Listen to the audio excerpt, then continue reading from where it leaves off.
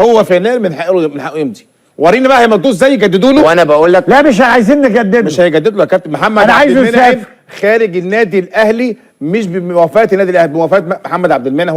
هو اللي خد القرار. طب ما هو عايز يخلي النادي الاهلي يستفيد. انا بقول لك يا كابتن اللي حصل اهو. طيب ما انا بقول وهياخد لك في رجليه مين هو معاه الراجل يا كابتن بيحب النادي كمان؟ الأهلي. ايه؟ هياخد في رجليه مين اللي ماشي معاه كمان؟ مين؟ اليو ديانج، بيرسي تاو، كهربا. ايه ده انت سجل الكلام ده. هو انت في النادي جوه؟ سجل الكلام ده يا لا عم. كهربا ماشي. سجل الكلام ده يا عم. انت بتيجي مش دارس حاجه ولا فاهم حاجه. انت بتيجي انت ولا مش دارس، وانت محسسني ان انت جوه، انت وكيلهم. هو بيقولوا ايوه هو انت الوكيل بتاعه؟ كابتن مجدي اللي انا قلته ده هو انت لو حصل لا لو حصل ايه؟ دارس ايه؟ انت بتهاجم بتهاجمه لا اصل هو عارف إيه هاجمه ليه؟ دارس هو إيه؟ عارف. إيه انت ما دارس يقدرش إيه؟ يتكلم. بقول لك هو إيه؟ هيجي هو بيقعد ده بيتكلم كوره. هو انت المفتش كرومبو. هو انت الكوره المفتش كرومبو عارف كل حاجه. يا اينو الكوره في الراس مش في الكراس.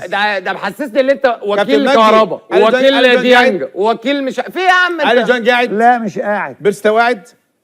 بيرستو احتمال. طيب محمد عبد المنعم، ماشي كهربا. ماشي. طب ماشي. انت بتعرف عربي ولا لا؟ كل ده برضه يا بنت قاعد بتاخد الغياب. الاهلي 5 افريقيا في ناخد منهم 4 وعمال تكسروا في الفرقه. لا كرامه للاهلي في الاعلام الرياضي في وطننا. فين ايام كابتن جوهري لما كان بيخش معسكر المنتخب يقطع اسلاك التليفون ويلم اجهزه التلفزيونات؟ يعني انا مش فاهم، هو امام عاشور بيتدرب في المعسكر ولا بيعمل لايفات ولا بيبعت مسجات ولا بيعمل بوستات؟ اتمنى ان يكون يا جماعه في اهتمام بالمرحله اللي جايه، لان احنا داخلين على ماتشين حساسين قوي.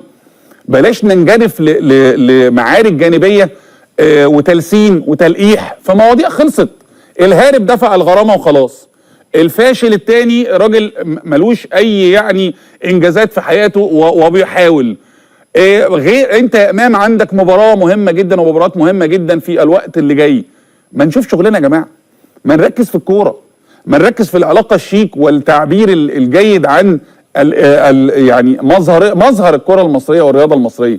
اتمنى ان احنا نوقف النوع ده من التلسين والتلقيح، حتى لو هيجيب لنا الترند، حتى لو هيحصل ترند.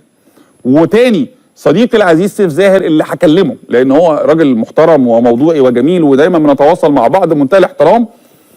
احنا يا سيف اتعلمنا، وانت اقدم مني في الشغلانه واكيد عارف كده، لما ضيف يقول حاجه انا مش مسؤول عنها ولكن لازم ابدي تحفظي. راجل قال لك مش هرد على شيكابالا عشان راجل كبير، عشان عنده 39 سنه، وفعلا شيكابالا بطل من 2010 وكهربا ما غلطش.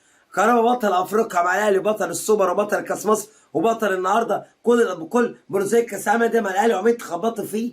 ده انت بقالك 95 سنه بتقول افريقيا يا زمالك. ده 5 سنين ورا بعض هو موجود في نهائي واخد 4. كهربا معاه 4 افريقيا وانتوا 5 تتكلموا عليه.